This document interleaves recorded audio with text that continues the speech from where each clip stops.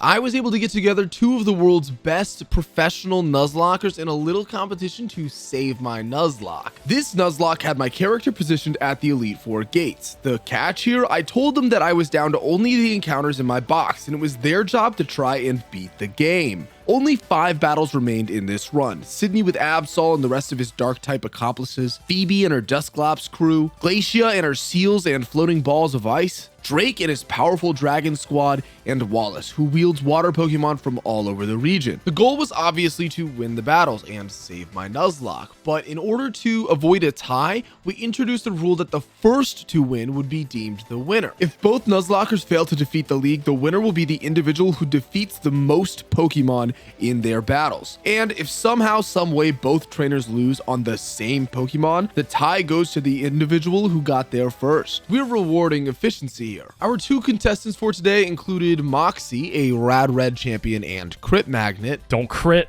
please, please. Oh my god, it actually crit. And Drew, an Emerald Kaizo expert and Ludwig Run ruiner. Substitute first. Dude, you sub first. Don't risk crit. Oh no. Sub first.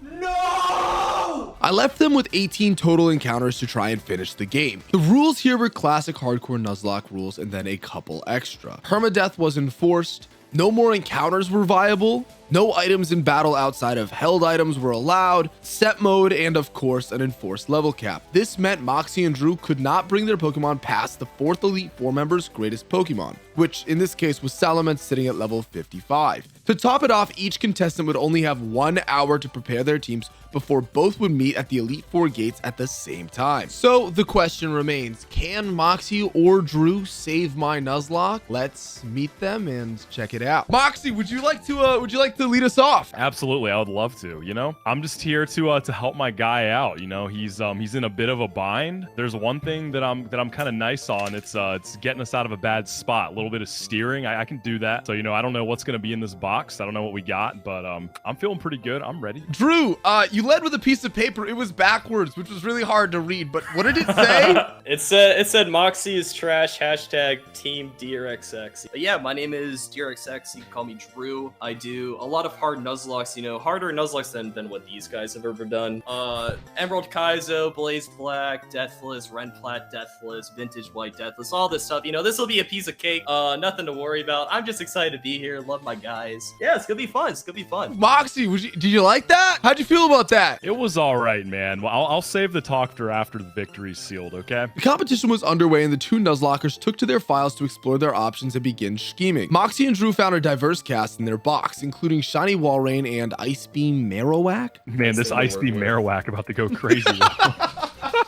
I bought the Ice Beam TM and I was trying to think of who to give it to and I panicked and I clicked Marowak. And so now... Gave it to Marowak of all people. Seriously? Seriously, Whacko? Was that your first choice? It helped against Wally. It helped against Wally? Yeah, the Altaria that was in front. It got me through. You said you got something a little better this time, man. What is all this? This Doduo again? This Vulpix again? Like, bro, honestly, if I were you, I would just stream Ironmon from now on. Scuffed encounters? Maybe, but these are some of the best Nuzlockers in the world. They can certainly carry the box that I gave them through the rest of this. Now, what each player opted to do first was unique. While Drew spent a little more time trying to figure out the anagrams puzzle that I inserted into the box titles, Moxie sped over to the daycare to see if any extra encounters were hidden. He found 2. Drew gave up on the message after Moxie's discovery and headed there as well. No, they weren't collaborating exactly, but they were communicating, and I may have spoiled Moxie's whereabouts. Nevertheless, both of them immediately realized that they didn't have the money to remove these Pokemon from the shackles of the daycare. They needed to acquire money to free them. Oh, I did dodge as many players as many trainers as possible. They didn't dodge these guys. No, yeah. Oh, wait. Oh, Drew just threw Doduo! Oh no! I almost did the same thing. I caught it though. I was ready. Level cap is 55, guys. Wait. Oh. All right. Well, personally, I assumed they would sell something, and I was a little surprised when both dove into battles with random trainers immediately. Maybe I made a mistake. Maybe I'm a supervillain. While Drew had thrown the bird into battle, I had left Doduo at exactly 1 experience point away from leveling up and gave it an XP share. Drew's obviously leveled up after fighting, while Moxie unknowingly and passively overleveled the bird on accident. I couldn't believe that both of them did it at the exact same moment, foregoing the opportunity for one to learn from the other's mistakes. Doduo was one of the best Pokemon they had as options. Past tense, the run must go on. Down to 17 encounters, Moxie would spend a considerable amount of time theory crafting, opting to run calcs and team build over making measurable moves. Drew, on the other hand, immediately headed to the move relearner, hoping to explore and utilize some moves along the way. With 45 minutes left, both ended up in the Slateport Ferryway at the same time, choosing to swap their scanner in for a free item from Captain Stern. Moxie would choose the Deep Sea Tooth, a move that boosts Clamperl's special attack. Drew would consider playing more defensively, snagging the Deep Sea Scale instead to boost the Clam's special defense. It feels absolutely atrocious that the Clam is an apparent Elite Four staple on this run. Both runners were keen on it, although when asked about their favorite picks, they had different answers. So Moxie, seeing this box, do you think that any particular Pokemon stands out as like a must bring to this Elite Four? I'm very, very keen on this little guy right here. I see a lot of potential with this set. Okay. Nice synergy to, you know, this on its own, I don't think is doing anything crazy, but I think it is a valuable support role. All right, and Drew, any particular Pokemon you're fond of here? I'm interested in the Bayleaf.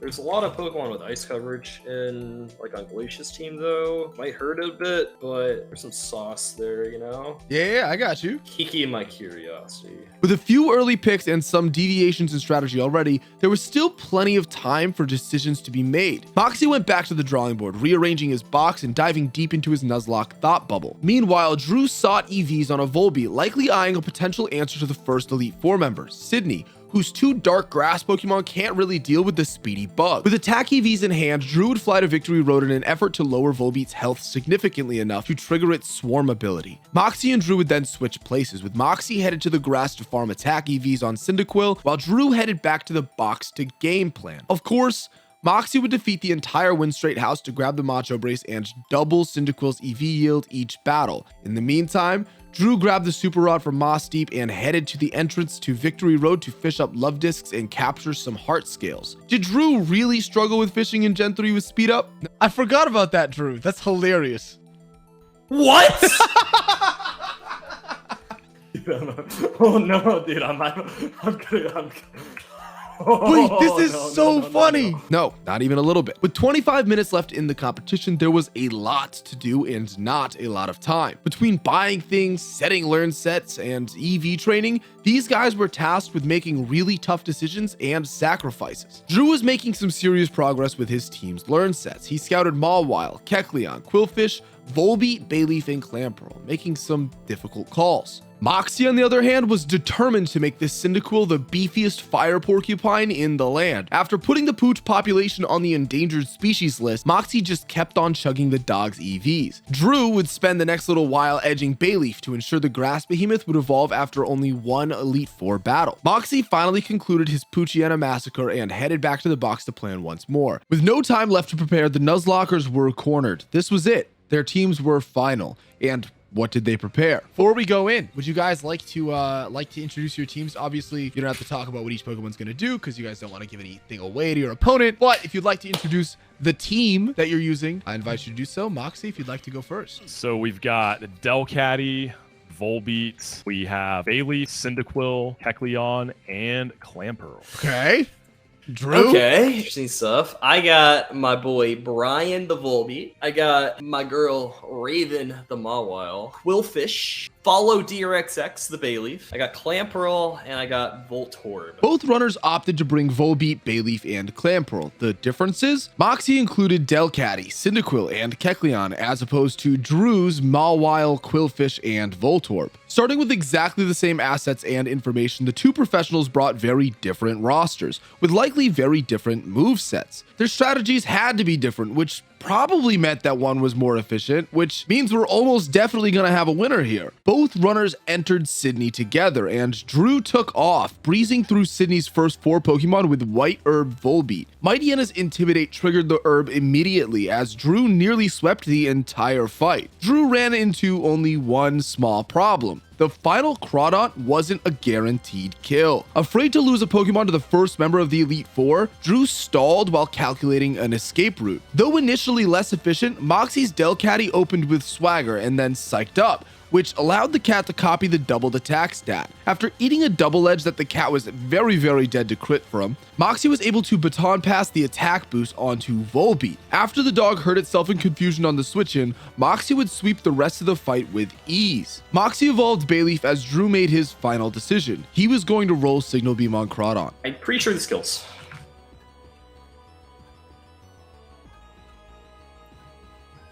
Okay. And Drew is through.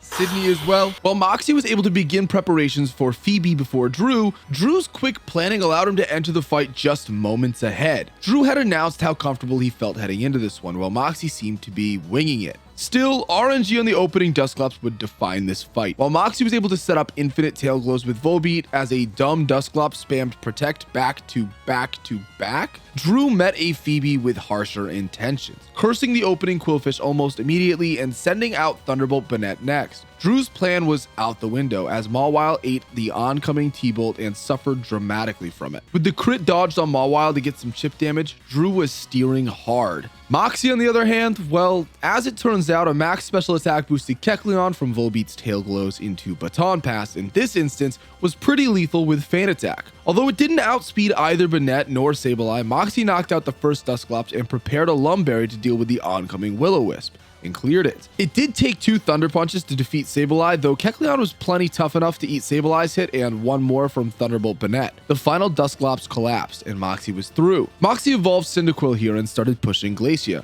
while Drew was still cooking in Phoebe's dungeon. He hoped Meganium was strong enough to counter Thunderbolt Banette. Sableye living on 1 HP. I know. Okay, nice. We don't care about double teams. I've watched you One more, guys... buddy, please. Both of you guys have One more. attacked back to back. 3 attacks straight left the opponents on 1 HP. It was hilarious. It was great. So annoying, dude. Leon just ignores double team. This thing's great. Oh my gosh, I'm insane. We take that. We take that. We take that. Okay. Okay. Likely feeling good about his RNG, Drew just needed to navigate the final 3 of Phoebe's team. Clarapple pivoted in on Ice Beam from Clops and fired off a Toxic to get some passive damage. Still, Drew was in a range to die from almost all of Dusclops' attacks here. What did it use on the switch-in? Curse was fine-ish. I mean... Oh no. Oh no. Okay. Fortunately, Clop's offensive stats are absolute garbage, and a swap back into Meganium on Rock Slide allowed Drew to stall the opposition's HP down just a little bit more. Shadow Ball Quillfish buried Phoebe's 3rd Pokemon, and the forgotten Banette stepped in. This time, Thunderbolt was out of the realm of worries. Drew hoped to answer the ghost with his Shadow Balling fish. The final Diamond-Eyed Menace stepped in. Ill-equipped to answer Meganium, Drew conquered the final bump in the road. Drew evolved Voltorb into Electrode here, while Moxie began his duel with the Ice-type assassin, Glacia. Moxie began with Frenzy Plant, inviting in the second Celio, who committed to using Hail on the 2nd turn. So what did he do next? Ingrain would be nice, but I can't risk taking a Blizzard here. It won't miss. You're real tough for that one, Moxie. That's a proud move. Oh, I've been doing some YOLO stuff, man, between my whole Phoebe strat and this. We need to find a way to get Quilava out. That's 3rd turn of Hail. Oh, man. We live this. We live this. Trust. We live. Woo! Okay. Meganium is a thickie. Dodge the crit. Moxie used Kecleon to chip Wall Rain with Thunder Punch, but all was not meant to end well for the Chameleon. Sorry, Kecleon enjoyers. This is a necessary evil. This is going to win us our Glacia, I think. Kecleon falls. With Quilava set up, Moxie aimed to use Endure to set up reversal strats and sweep the fight.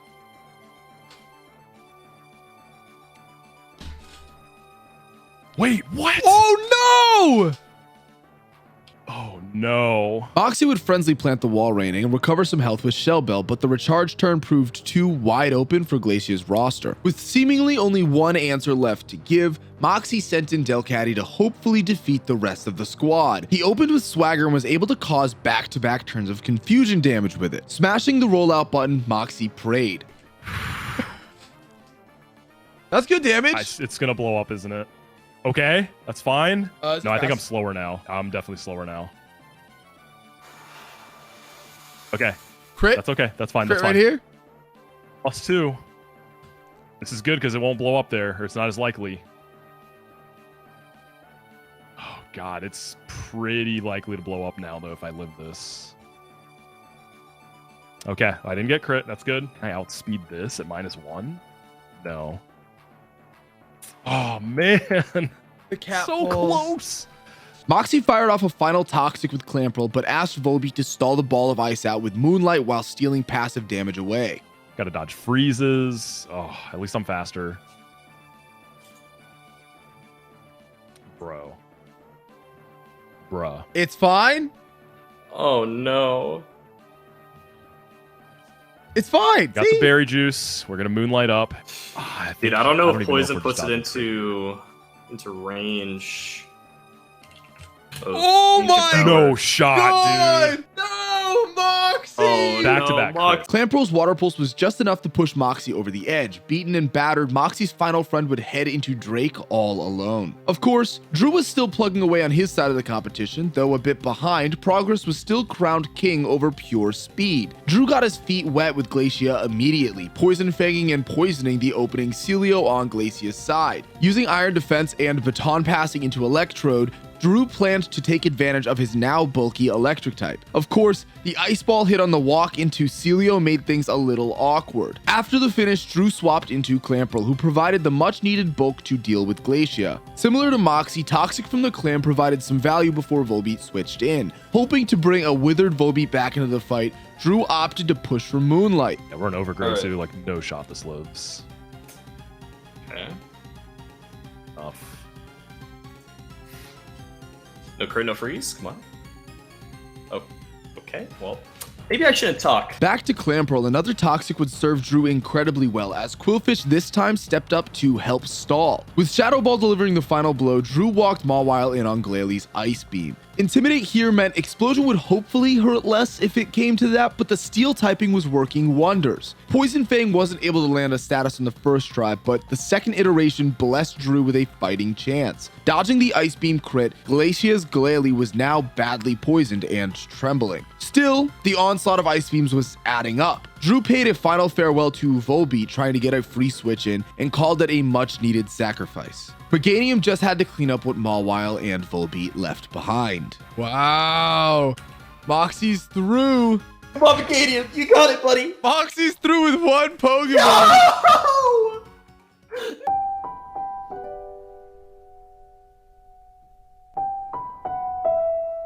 No You way. can't write this up, bro. No! Oh my God. No way. No way. What happened over there? They guy lived on Oh. 1 HP, clicked explosion, and got a crit. That's just messed up. Hey. Electrode was chosen to help out next, and a spark into paralysis gave Drew a shot. Okay. Come on. I think we know the play, guys. I think we know the play. I don't kill a spark. Nothing else is killing it. WinCon, baby. Let's go. See ya, Electrode. You served us well. Well done. Drew is through. Glacia has Close. fallen. This is really close. Drew is now down to 3 Pokemon. How is Moxie doing, by the way? Clamperl with Deep Sea Tooth was a beast, powering through Shelgon with ease. Altaria, on the other hand, I think this is the end of the road. We live anything here. We're always dead to Dragon Breath here, it looks like. No, actually, with Badge Boost, we shouldn't be. So there is a chance, a sliver of a chance this Dragon dances. oh man. I think that's GG's.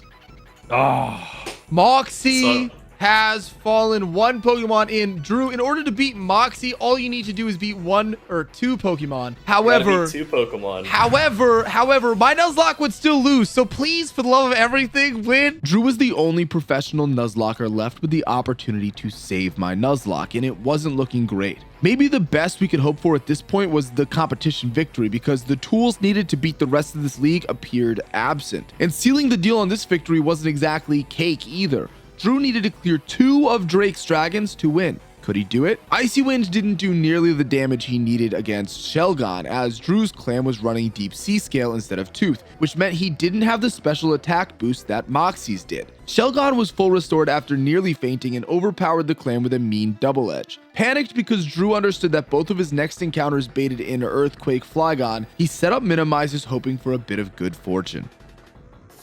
Okay. Okay. It's fine. It's still faster.